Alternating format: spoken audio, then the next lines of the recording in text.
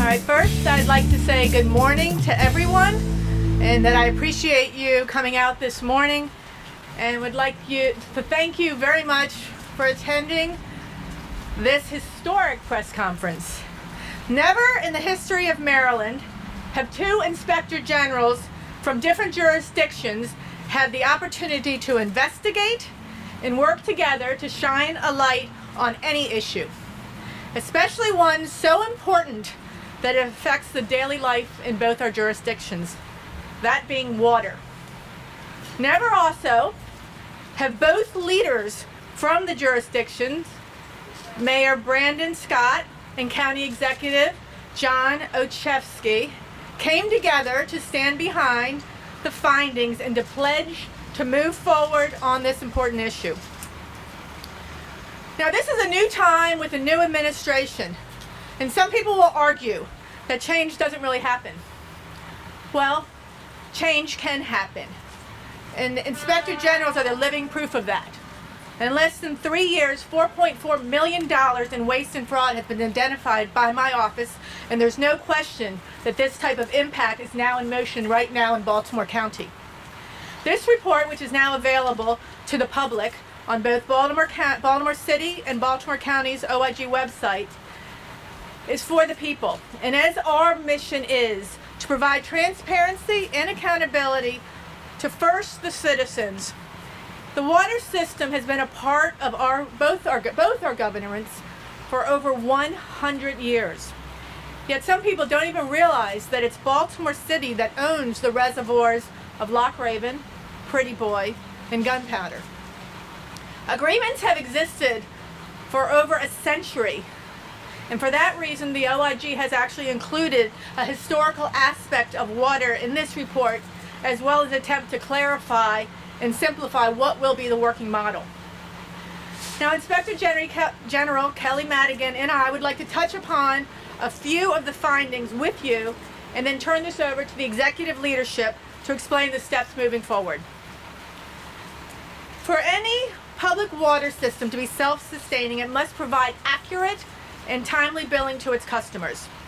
There are over 400,000 water meters between the jurisdictions. And during our investigation, it was determined that over 20,000 of them have some type of faulty equipment. The electronic reel transmitters component was the largest cause of that type of problem, which results in the meters being read as a zero read. Now, that doesn't mean that people are getting bills that say zero. What that means is people are getting bills that have the minimum charge. So they don't even realize that they're a zero read. They just think they don't pay a lot of water. Now, in those cases, the minimum, like I said, is charged to the consumers, and the result is that 5% of all meters costing the city and county over $1 million in inaccurate tracking and billing. And that's revenue that's lost at a time when nobody can afford it. So at this time, I'm going to turn the report over now to Kelly Madigan, who is the Inspector General of Baltimore County. Thank you.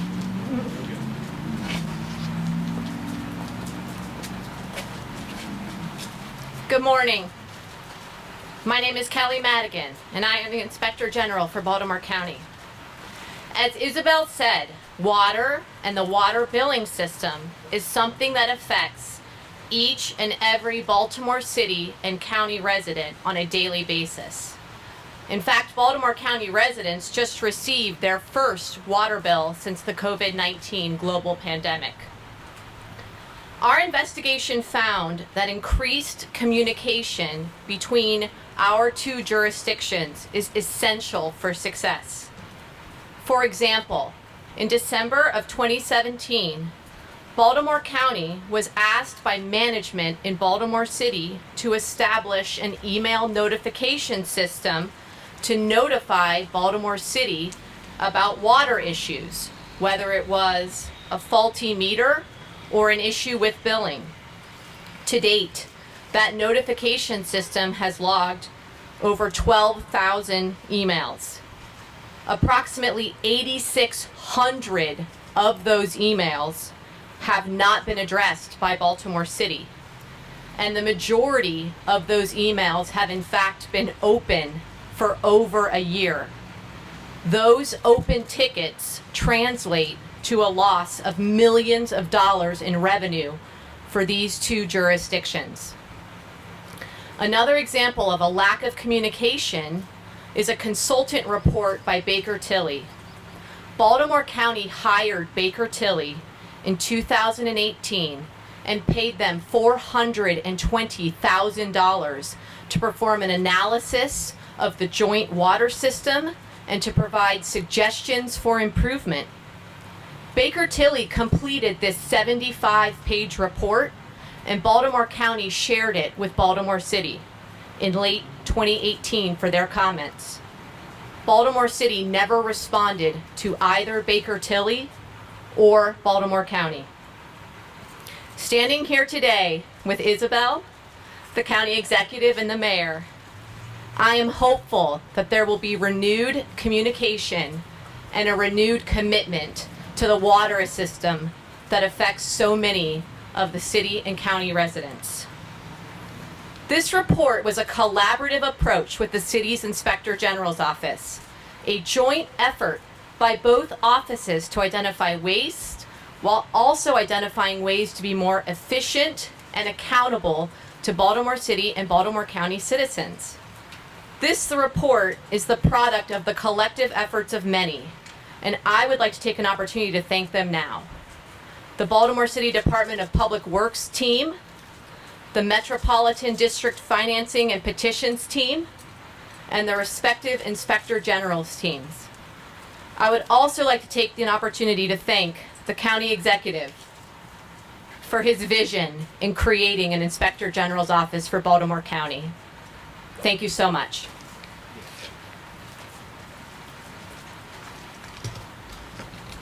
Good morning, everyone. Good morning. The hand sanitizer to work. Yep. Not working today. Thank you and good morning. Before I go any further, I would like to just let everyone know that we also are joined from the city side today from Daniel Ramos, our Deputy City Administrator, and Matthew Garbach, the Acting Director of Public Works. Thank you, and I want to thank Inspector General Cummings and Inspector General Madigan for working together on this historic report. I want to thank my friend and colleague, County Executive Olszewski, for his shared commitment to fixing our broken water system once and for all. First, let me say I agree with the Inspector Generals that there are problems in our water system that must be fixed. And we know all too well here in the city of Baltimore how many problems we've heard about our water system. As mayor, I remain committed to fixing our water system and ending this conversation and working hand with County Executive Olszewski to strengthen regional collaboration and communication, which is critical. As a former member of the City Council, I often said that water billing issues, from missing bills, from inaccurate bills, or overcharging of bills, was the #1 complaint that I got from constituents. #1 in Baltimore as a City Council member is water bills. 2 weeks ago, when I was sworn in, I said the city would be getting back to basics and ensuring residents get accurate, affordable water bills would be a top priority. That starts with identifying leadership across the Department of Public Works. It means that we must implement the Water Accountability and Equity Act, which will make the dispute resolution process more transparent and accountable when a resident has an inaccurate water bill. But it's also important in that process that we ensure that bills are affordable. We will continue the conversations that have already begun between senior city and county staff to improve coordination and communication around our water billing issues, and we will take action when we receive the results of the joint city-county report on water and wastewater utilities that allow us to improve the functionality of this system for the residents of the Baltimore region. This report makes it clear we have our work cut out for us. We know this pandemic has made existing inequities worse for our seniors, families, and many of our residents. We must take decisive action to protect our most vulnerable residents and fix this system. As I continue to say, this is a top priority for us. And like many other challenges we face in city government, modernizing our outdated systems will not happen overnight, but are possible with partnership and, in this case, with regional collaboration. I want Baltimore residents to know that I take this issue very seriously, and I'm committed to addressing these issues with the urgency that they deserve. I look forward to continuing this critical work with the county executive, who I know is equally committed to building a better Baltimore and improving the way we work as a region. We will fix this system. This is a top priority. We will not continue to have this conversation about a broken water system that we've had for at least the 36 years that I've been alive. This is a top priority. We will fix it. We will fix it in collaboration. We will improve DPW and working with our county partners. And now I'd like to bring up my good friend, County Executive Olszewski.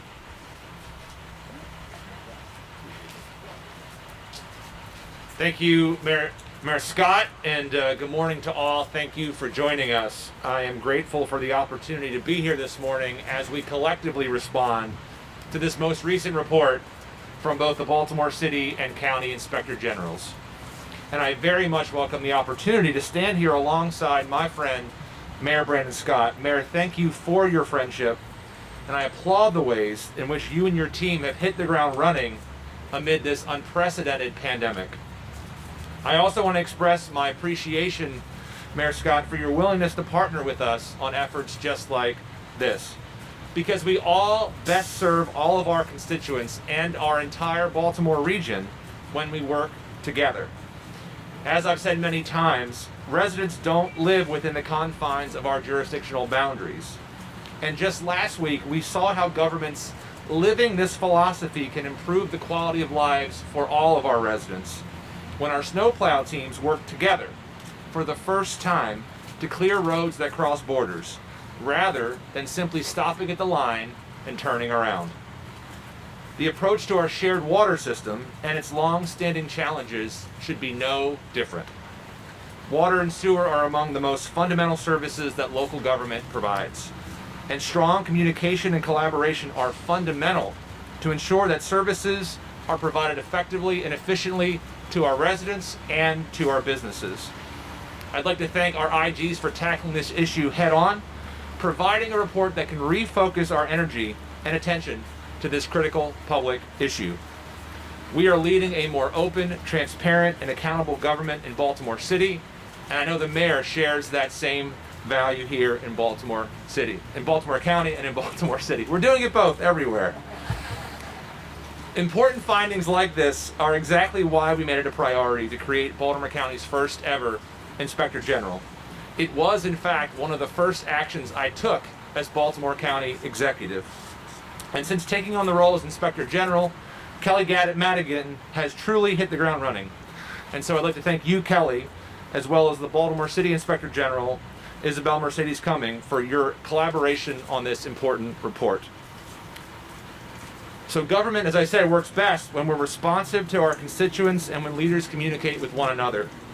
But unfortunately, for too long, that has not been the case between our two jurisdictions. Jurisdictions that share a name, a history, and so much else, including a water system. This report's findings reinforce much of what I've already encountered and have taken steps to address during my 2 years on the job. In fact, since taking office, we've been working aggressively to begin to address the systemic issues that date back not only years, but date back decades. Only a few months after I took office, the city and county convened a joint water group for the first time. The goal of that group, which continues to meet, is to address long-standing issues, many of which are outlined in the findings being released today. And even during the COVID pandemic, this group has continued to meet on a regular basis to discuss our problems and begin working to find shared solutions. I want to particularly thank the county's administrative officer, Stacy Rogers, for leading the county's effort for this group. And I also want to recognize Baltimore County's new DPW director, DeAndrea Walker, who has herself taken on this role recently and is showing she's the perfect fit. Perhaps the most important results of the work group's meeting to date is the joint establishment of a comprehensive end-to-end business review of our water and sewer operations. It might not sound exciting, but it is in fact quite remarkable. The shared system is still governed by agreements that date back to the early 1970s. Agreements that started before either the mayor or I were alive. And those agreements have not been meaningfully addressed, reviewed, or updated since. Today, we continue our work to change that. And to my knowledge, our jurisdictions have never come together in the decades since to sit down, look at our processes, and do something about better serving the people we serve together. That study began in April and is on track to be completed by the end of this month.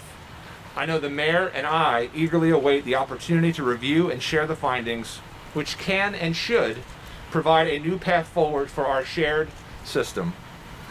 But as this work has continued, we've also kept our eye on responding to the crises in front of us. The pandemic has created considerable amount of disruption to every aspect of our residents' lives.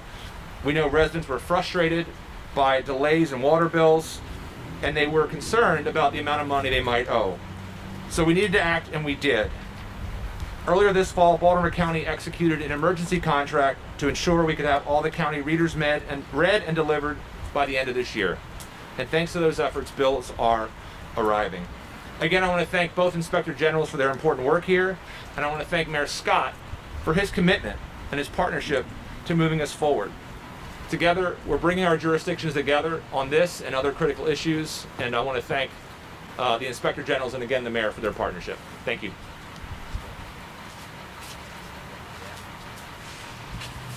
Questions? Jane?